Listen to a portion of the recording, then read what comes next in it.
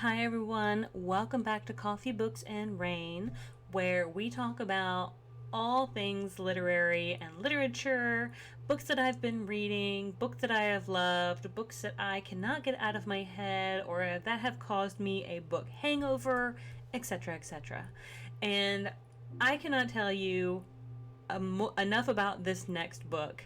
I have actually already recorded one episode. I'm going to throw that one out the window. I'm going to redo it because I realized that I recorded it about a month too early, and I recorded it before me and my podcast co-host Hannah interviewed the author.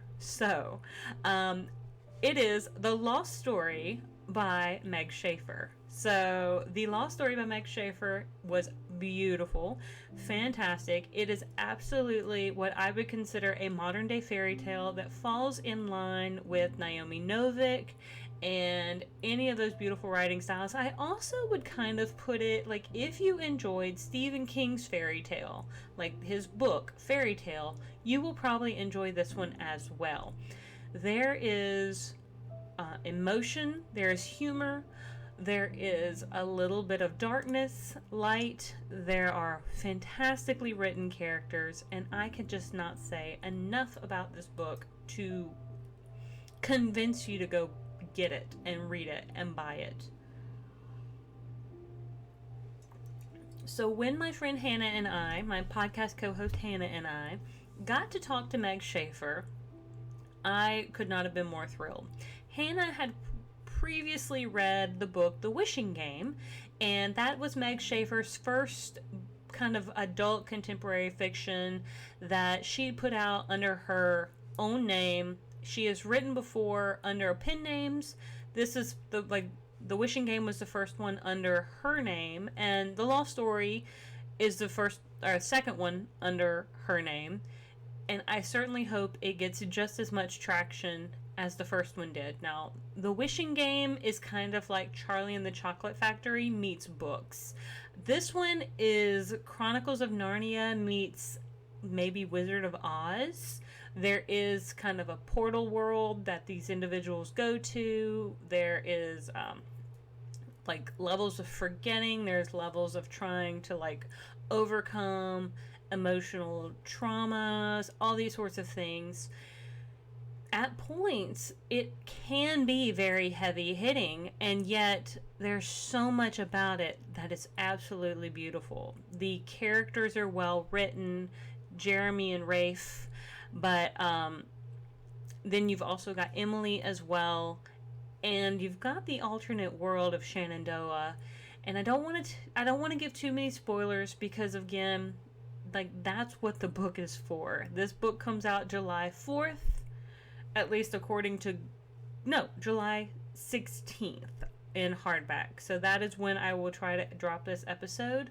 I think my podcast episode will also be dropping on the same day. So if you want to go listen to me and Hannah talk to the author, please go look for the Books Are Magical podcast on most streaming platforms, and you will be able to actually hear the words of the author as we talk to her about her new release, because I truly hope this book becomes a New York Times bestseller. I don't even know how that happens for writers. I just hope that it happens for her, because this book is nostalgic in all the best ways. I am a millennial, and it brought back such great memories of reading some classic books for the first time, and I don't know, it made me feel like a kid even though I know I'm an adult. So there's content in the book that is very adult, but there's also content in the book that brings you back to those moments of reading books for the first time like a kid. So you do have those really beautiful vibes.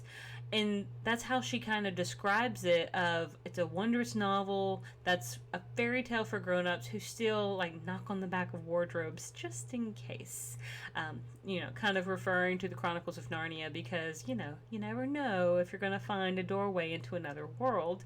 And it's I know for me personally, I love kind of the imagination of what if. I love the imagination of possibility and the potential of a portal being in a most everyday sort of place.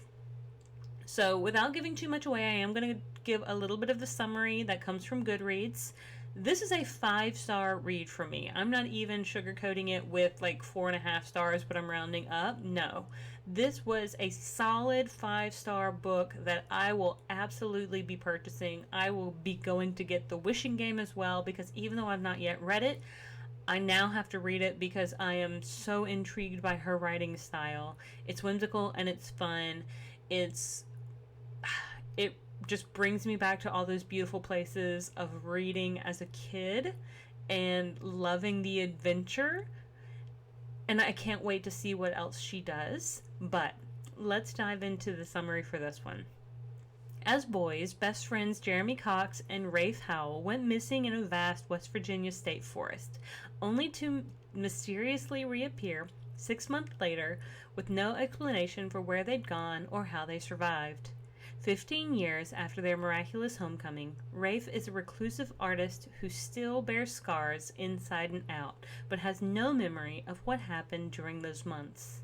Meanwhile, Jeremy has become a famed missing person investigator. With his uncanny abilities, he is the only person who can help vet tech Emily Wendell find her sister who vanished in the same forest as Rafe and Jeremy. So, gonna kind of stop there a little bit because, I mean, even though there's still a little bit more to be read, I think that gives you enough to start introducing you to some of the background of these particular characters. Jeremy remembers what happened when they disappeared. Rafe does not remember, and over the course of these 15 years, Rafe and Jeremy have stopped talking. Rafe is angry because almost sneezed. Rafe is angry and he feels hurt because he doesn't know why his best friend won't talk to him. But Jeremy also feels like he's protecting Rafe from something as well. There are some things that were left behind in Shenandoah that he thinks if he doesn't share with Rafe, that things would be better if Rafe doesn't remember. As the story progresses and Emily finds Jeremy and kind of presents this to her of saying, hey, my sister went missing in the same forest you two went missing in. You two came back. Is there a possibility that my sister could still somewhere be out there? Jeremy realizes that he in fact can help Emily, and there is a specific reason why he knows he can help Emily. The only thing is he needs Rafe's help to be able to go back to the world that they were in order to help Emily kind of solve this mystery of what happened to her sister. So the three of them join up. Emily, Jeremy, and Rafe come together in order to try to get to this other realm once again and to solve this mystery. Now, once they return to Shenandoah, this is West Virginia, there is the Appalachian Mountains over there, and just in my mind, there's so many beautiful dark, it is America's version of what I would consider the Black Forest is. There is so many beautiful, dark, smoky, foggy areas that I can absolutely picture this being set somewhere in there, and I just want to go wander the hills and find a little portal of my own. But I do know, talking to the author, there are some hidden gems and hidden nuggets. There are references to other books as well. She does talk about the reference of Wizard of Oz. So if you find that reference, if you can figure it out, I would love if you'd leave a comment down below of what you think the Wizard of Oz reference is about. She said there's actually several others as well. I think I figured out maybe one, but that may just be a me thing. It's a reference to a song that I know, but again, that's just a me thing and I didn't actually ask her.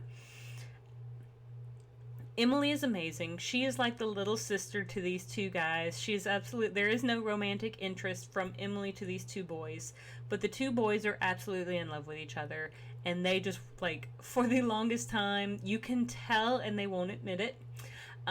You can tell they have history, but Rafe actually doesn't remember, and that's one of the things it seems like he is left in the woods, and you wonder how or why. How did he leave so much emotion and so many memories in the woods? And so that's something you'll learn as well. But I cannot say enough about this book. She is brilliant with the way the story plays out in all of the best ways. I could not find any point where I was disappointed. I consumed this book in about 3 sittings. I didn't want it to end. I raced through it, but I tried to pace myself, and I still didn't do very well because I wanted, I think the very first time I sat down with this book, I went to an appointment with my mom. My mom had, she went to the back because it was her appointment. I'm just sitting in the waiting room, so I just start reading the book on my phone, and I didn't really know what to expect because I try not to read. I try not to read summaries before I actually start a book. That is just something that I do. However, I think by the time she came out, and her appointment only took her 35, 40 minutes max. Gosh, it might not have even been that long. I was flying through that book. I was blown away by just the absolute craftsmanship that I encountered within those first couple of chapters, within those probably first 50 pages. I know I was texting my co-hosts on my podcast, Annalicia and Hannah, just telling them as mom's driving, I was just telling them that I had started the book and that, oh my gosh, it was phenomenal, and that I could not wait to hear what they were going to say about it, and I could not wait to talk to the author. And so I am so glad to bring this book to you all. Like I said, I had recorded an episode previously for this book.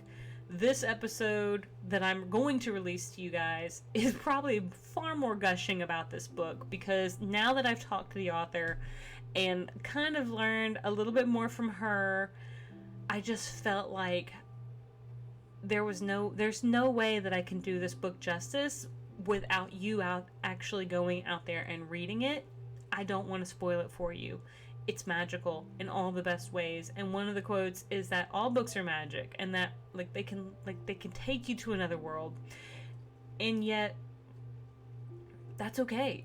That's the brilliancy of writing and books is that each of them takes you to another world and to another place and into another person's head, and this one truly does transport you, and I cannot wait for you guys to read it. I hope you'll leave a comment down below on if you're going to read it. Just write yes or no. Just write yes or no. Just please, yes or no, whether you plan to read this book. And I hope a lot of you say yes, because I would love for you guys to come back and tell me what you think. Go find our podcast episode 2 if you want to listen to about 35 to 40 minutes of us picking the author's brain as well. She was wonderful. She was phenomenal. And I cannot wait to see what else comes out of her brain, because I just know it's going to be just as beautiful as this. But anyway, thank you so much for being here. If you've made it this far, please like and subscribe and all those sorts of fun things, because I am trying to grow my channel, and even though sometimes I have to take mental health breaks, world and life happens, I try to come back because books are always there for us, and I love sharing them with you all. So thank you so very much for being here. I truly appreciate you all, and I will see you on the next page. Have a great one. Bye.